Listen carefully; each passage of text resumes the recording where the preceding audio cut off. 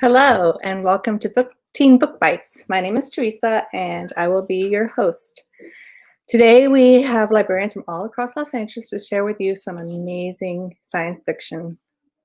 All of the books being shared with you today are available through the library, either digitally or physically through the library catalog, and available for pickup at one of our 26 library-to-go locations across the city. Science fiction is a genre of fiction that typically deals with imaginative and futuristic concepts, such as advanced science and technology, space exploration, time travel, parallel worlds, and alternative ways of life that are set apart from our ordinary world. While science fiction is fiction, it sometimes feels like a prediction of what's to come. Think Ernest Cline's Ready Player One, where public schools are virtual and only your brain goes to class while your body stays at home. Sound familiar? Or Philip Dick's The Minority Report, which was written in 1956 and introduced the idea of facial recognition, which is now prevalent in our society with our cell phones. Think the graphic novel Y, The Last Man, where every living mammal with a Y chromosome, except for the main character and his monkey, is wiped out by an inexplicable plague. I mean, who would have thought we would be living in a world of online classes, social distancing, and masks? It all feels pretty dystopian. Anyway, without further ado, let's talk about some books. First up is Zeba from Baldwin Hills, who's going to talk about The Giver. Hello, thank you, Teresa. Imagine a world where babies don't cry, people don't swear, and parents don't love. Dream or nightmare? For 12-year-old Jonas, it's a nightmare. He'll risk everything to escape. The Giver by Lois Lowry is an award-winning classic that gives us a glimpse into a future where problematic differences and emotions are genetically erased for the cause of a stress-free society. How would you like it if you didn't get to pick what you wanted to be when you grow up? The day you turn 12 is the day you're assigned your job in society and begin your training. The Giver of Memories trains Jonas to take over his role and be the receiver of memories. The only one in this nightmare that remembers what it's like to be hungry, to be free, to choose your own future and to love. Read The Giver by Lois Lowry today, then watch the movie. Thank you. Thank you, Zeba. Actually, The Giver was my daughter's favorite book when she was in middle school. It's awesome.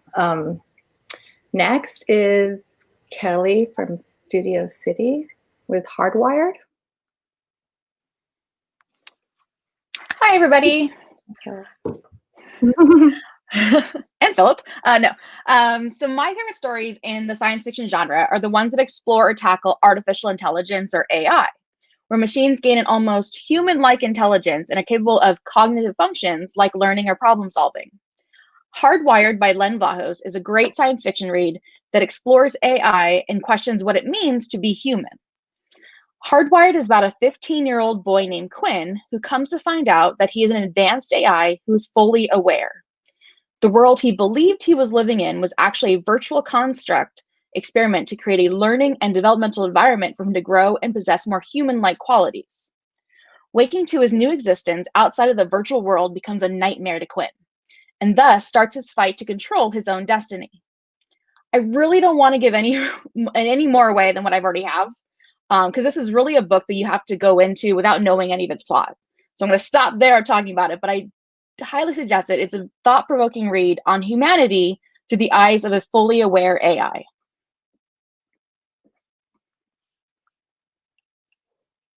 That one actually sounds pretty amazing. I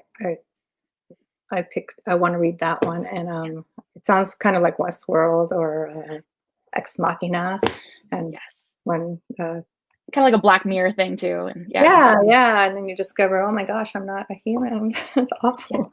Yeah. So next is, thank you, Kelly. Next is Emily. Hi. Hardwired with Dragon Pearl. Hi. Yes. Hi.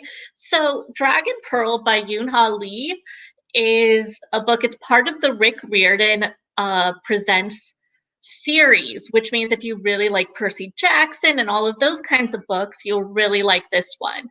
It combines science fiction with fantasy, focusing on Korean legends and mythology. So it tells the story of Min, who is a 13-year-old girl who lives on a poor, desolate planet in space. But she's also a fox spirit. And in their world, fox spirits are very, they face prejudice, and people think that they're gonna use their powers to trick people. So she can shapeshift and she can influence people to her will. She has a dream to join the Space Forces with her brother and travel the galaxy. But one day she finds out that her brother has allegedly abandoned Space Forces, and she decides that she is going to both clear his name and search for the dragon pearl, a mythological item that can create or destroy planets. This book has a very unique combination of fantasy and science fiction. So you have spaceship battles, semi-sentient spaceships, smugglers and space pirates, dragons, ghosts, and much more. I loved the combination of the fantasy and science fiction, especially with the dragons, because in this world, dragons can help terraform planets. It's got great representation, and there's a great focus on friendship, family, and being true to yourself. It's full of adventure, and it will make you want to read the next book, which is coming soon. Really fun, fast-paced science fiction fantasy adventure with Korean mythology. Yeah, that sounds wonderful. Thank you, Emily. I mean, a mix of Korean folklore, magic, and science fiction. That sounds amazing. Danica from Silver Lake with Tin Star. Hi there. Tin Star, beaten and left for dead on a desolate space station, the Yertina Foray, 16 light years away from Earth, Tula Bane must carve a life for herself out of nothing. Rarely seen in the outer reaches, humans are considered a lesser species and are generally disdained.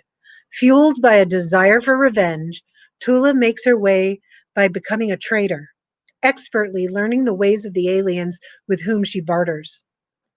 Though she's connected with some beings on the station, she imagines things would be different around her own kind. But when a trio of human travelers turn up at the can't even pronounce it, Yertina Foray, everything she has planned for and dreamt of is brought into question. Tin Star by Cecil Castellucci is an example of excellent world building and creature character development. Full of heart, this dystopian tale of grit caught my attention on page 1 and slowly built to an exciting climax and an astonishing revelation. It's available in print and ebook through Overdrive. I loved it. I bet you will too. Thank you, Danica. I actually read a little bit about it, and it sounds like the idea of all the alien species mixing together, and that the humans are kind of less important because we're always the most important. So it sounds pretty cool. Yeah, humans are not even considered a minor species in this world. Oh, that's awesome. And it sounds actually kind of lonely for her because she's been living amongst other life forms. Yes, and the very far reaches of a barely used space station. It's lonely for everyone. Thank you, Danica. Next up is Ken. Hi. My book is, can you hear me? My book is called Your Robot Dog Will Die by Aaron Greenwood. And after genetic experiments go wrong, Dog Island is the last refuge, there's a pun, for organic dogs, the last living dogs on the world. Mechanical Tail Company gives Nano Miller, one of 3 teens living on the island, a new robot dog each year to test. Alternatively punny and serious with many plot twists, This book is an interesting examination of our relationship with animals, the natural world, and each other. It's a good little book. Some of the stuff that seems strange, there'll be a plot twist and you go, oh, that's why.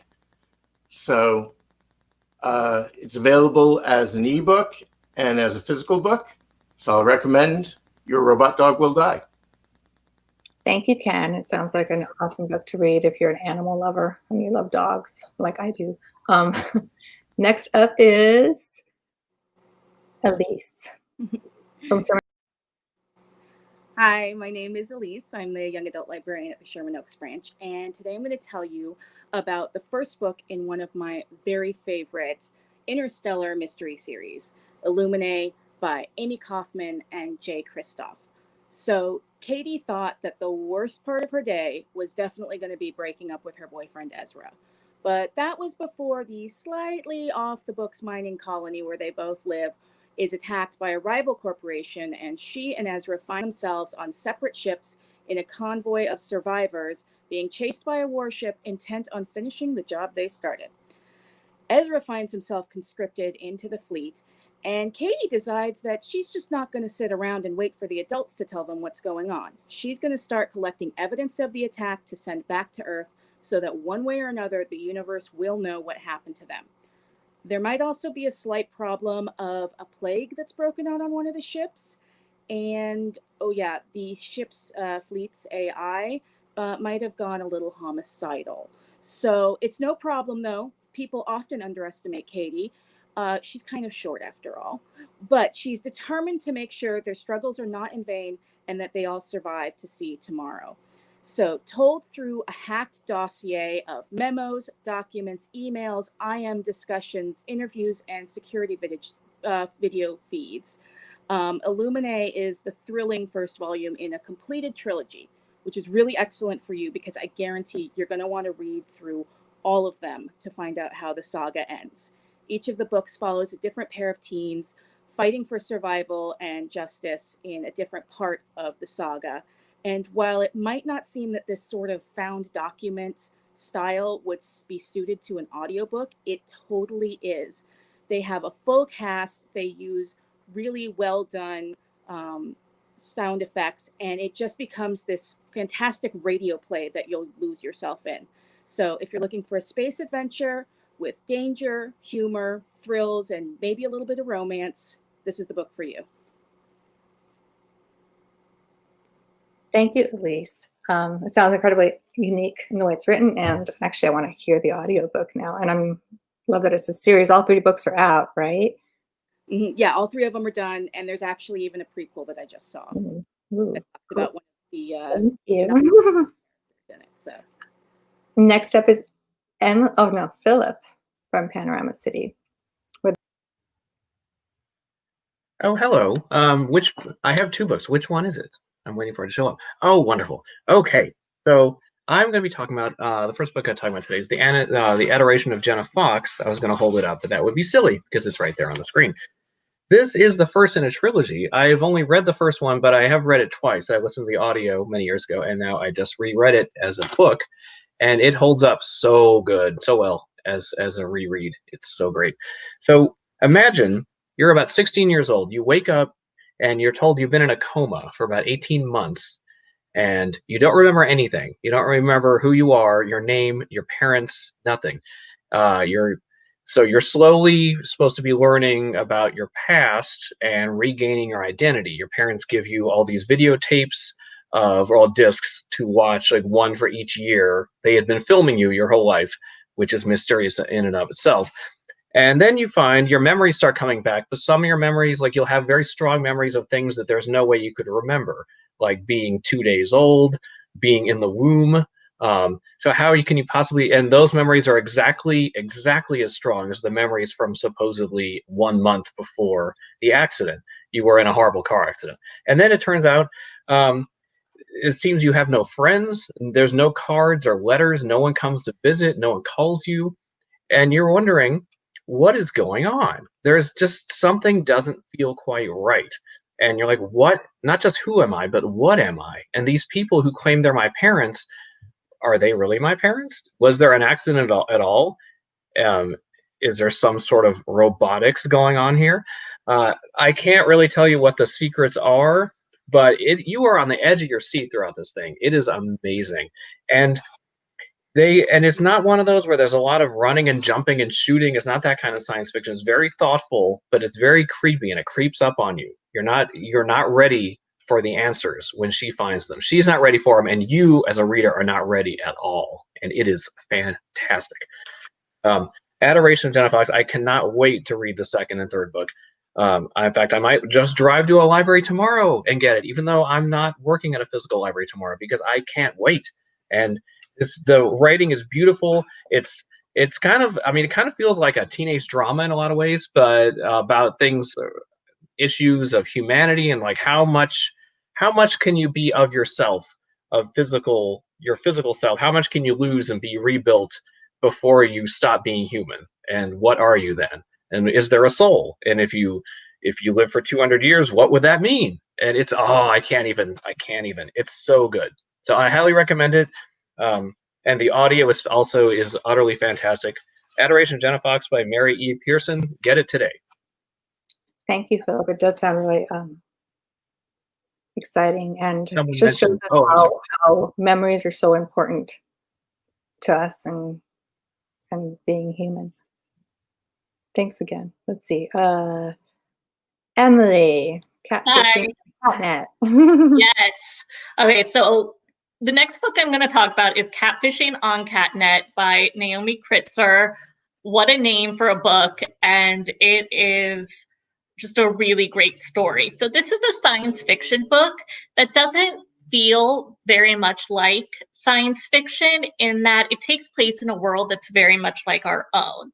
Technology has advanced just enough that things like self-driving cars and robot teachers are commonplace, but there's no space travel or things like that. We follow Steph, who lives with her mom, and they are constantly on the move. Because of this, she can't really make friends in person. She can really only make friends online. And my cat is here, so it's perfect timing. Her friends are on a site called Catnet, which is sort of like Tumblr or Discord, where people post pictures of cute cats and also create friendships. She learns that one of her friends on Catnet is actually an AI who begins inserting itself more and more into her real life, blurring the lines between her online world and her real world. As she develops real-life relationships and friendships in her newest town, and possibly a love interest with the artsy girl Rachel, her father is also using technologies to do harm. The book is really good at portraying the both positive and negative aspects of how computers knowing everything about you can be used for good and bad. Who's looking at your information? Is it a benevolent AI, AI who wants to take over the world, someone who wants to do you harm, a friend on the other end? Can AI really understand the range of human emotions and experiences? And what does it really mean when we give up our privacy and humanity in exchange for ease of communication online? It's great if you're interested in current technology and how it's being used to learn about us, things like facial recognition and things like that.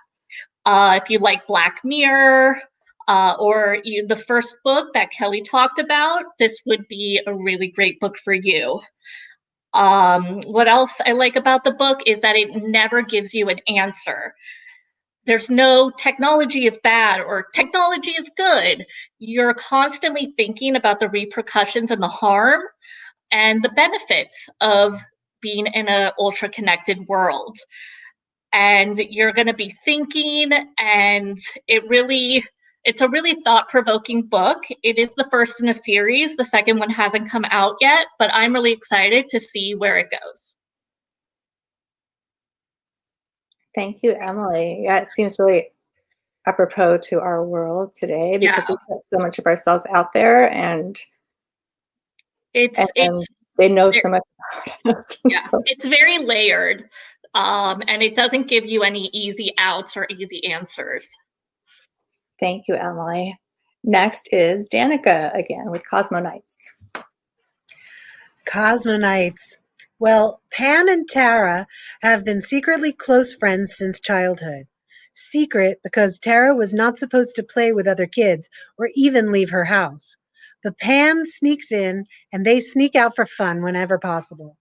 Then Tara asks Pan to sneak her onto a ship that will take her off planet and away from her prescribed fate.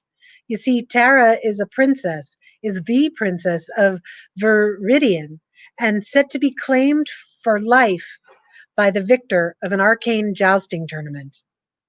Pan hates the games and risks everything to help her friend escape. Years later, Pan meets a tournament champion with a secret of their own, gets to travel off planet with them, and start a new life herself. There is lots of action in this story of intrigue and liberation, but I can't tell you more without spoilers. Just know that Cosmonites by Hannah Templar is a kick-ass story, bursting with adventure and drawn in a bright, bold style that keeps the reader flipping pages through to a mysterious end. It's available in print and ebooks through Overdrive, as well as Hoopla, which has a wonderful format and is my preferred way to read e-comics. So check it out. Yeah, I took a look at the art, and it looks like the art is really stunning and It's- colorful. And It's wonderful. show us. Let me show you. Let me see. Do I have a second to just show you? Look at this. Yeah, Can I? That's pretty cool. There. It's And- pretty bad. And the heroes are all they're LGBTQ, correct? Yeah, Or- it not explicitly stated, but yeah, all the characters that have girlfriends and you know they're all female or identify as they, and it's Awesome. really and it's interesting because it's not a key part of the story. It's just part of the landscape and part of the universe. Yeah, it's awesome. We need more books like that. So Yeah. thank you, Danica. And last but not least is Philip again with Cog. Hello. So Cog is the name of the lead character in this book. Well, as you can see by him right there, he looks like an ordinary 12-year-old boy. However, he is a robot, and his name is short for cognitive development. He's actually, I think he says he's 7 months old. He's been active. He was programmed. He was turned on 7 months ago, and then they started teaching him. He's well aware that he's a robot and that his job in life is to learn things, because they're trying to see like how does AI learn, and so they created an AI sort of from scratch as a baby, and then teach him, watch how he figures things out, and then study that. And so he's living with one scientist in a house, just separate from the rest of the world. And they're just like, it's just like a mother and son relationship, except he knows she's not really his mom and that he's not really a boy. So it kind of feels like Shades of Pinocchio, like maybe he's going to want to become a real boy at some point.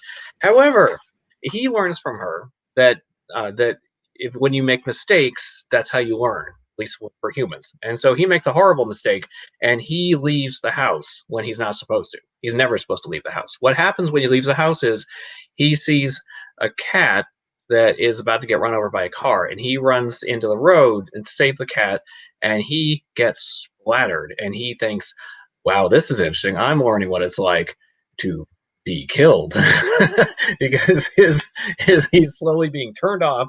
When he comes back into consciousness, he is now in the factory, well, the main military complex that made him in the first place. And it's no longer this cozy little cabin life. Now the truth comes out, the reason he was going to be used for military purposes. And everything is not about helping anyone. It's about the shareholders in their company. He's very uncomfortable with all of this. He has a personality, he has ethics, he has a mind, and he does not like this. And he sees this dog, this robot dog, someone's taking a hockey stick to him and knocking him down over and over and seeing how long before he figures out to get around, to walk away instead of coming at the person. There were videos of this, of a robot dog that someone kept knocking over with a hockey stick, and people kept acting like it was funny, and it was actually really creepy because how can you create a thing that looks like a dog and then hit it with a stick over and over? It's not right. And Cog is very upset by this. Cog ends up saving this dog and also himself in an attempt to, he wants to escape this facility and find his former mom / best friend. And he's determined, he's sure that something bad happened to her, that she would not let him leave. It's not quite that simple, of course, because she's an employee of the company. So what did happen? Oh, and he meets Ada, who was the first model in his type of thing, who they was very explicit. She is a military robot. She is a badass.